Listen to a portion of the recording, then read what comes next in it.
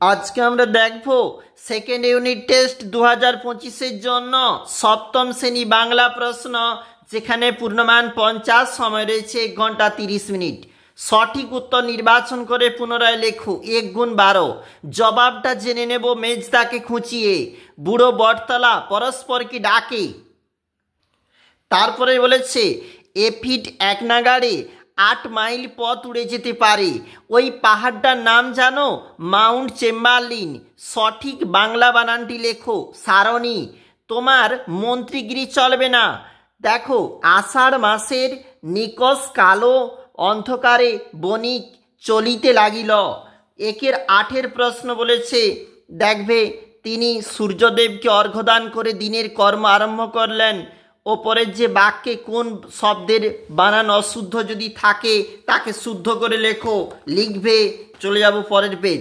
এখানে বলেছে বাচ্চারা চোচ্চর খেলছে। এখানে চোচ্চর শব্দদ্বৈত অনুকরণ অর্থে ব্যবহৃত। এখানকার বাড়িঘর বেশ পুরনো। বাড়িঘর শব্দদ্বৈতটি দুটি সমার্থক। এর পরের প্রশ্ন, ঝিরঝির করে বাতাস বইছে। ঝিরঝির ধনাত্মক শব্দটি ধ্বনি প্রকাশক।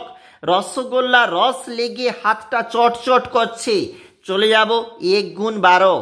দুন্দুবি শব্দের অর্থ বড় ঢাক। স্মৃতিচিহ্ন কবিতায় কাল নদী কথাটি কি অর্থে ব্যবহৃত হয়েছে? সময়ের স্রোত বোঝাতে। খেয়ে গোয়ালে ইশারা পাঠায় সবুজ ঘাস। মুড়ো ওরা, কাদের মুড়ো বলা হয়েছে? সাম্রাজ্যলোভী শাসকগণ, তাদেরকে এখানে মুড়ো বলা হয়েছে। বইতে দেখবে। পুরন্দর চৌধুরীর ভাইয়ের নাম কি? দিগ্বিজয়। ভারতে শ্রীজ্ঞান দীপঙ্কর কোথায় গিয়েছিলেন? তিব্বতে। জ্ঞানের দ্বীপ জ্বালতে। বৌদ্ধ ধর্মের প্রসার। এগুলো কি? দেখবে জনগণ মন অধিনায়ক গানটি জনসমক্ষে সমবেত কণ্ঠে সর্বপ্রথম 27 ডিসেম্বর গাওয়া হয়। 3টি বড় কাঠের বাটি সরুয়া নিয়ে এলো। 3টি বাটি কাদের জন্য? সোনা, টিয়া, মাকুর জন্য। পরের যে পেজ কি বলেছে? একবার দেখলে মন দুটি ঘুরে যাবে। কাকে দেখলে? পরীদের রানীকে দেখলে। পরেরটা দেখবে, কবে 1 টাকা দিয়ে লটারি টিকিট কিনে বসে আছে। কাকে উদ্দেশ্য করে একথা বলা হয়েছে? সংকে উদ্দেশ্য করে। নিচের যে প্রশ্ন বলেছে এগুলা কিন্তু 3 নাম্বার করে, এক একটা। তারপর দেখো, যেখানে 2টি প্রশ্নের উত্তর রয়েছে কিন্তু 3 নাম্বার করে। দেখবে তোমরা।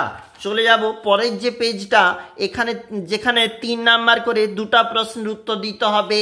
নিচে রয়েছে প্রবন্ধ রচনা 4 গুণ 2, 2টা করতে হবে 4 নাম্বার করে। দেখবে তোমরা।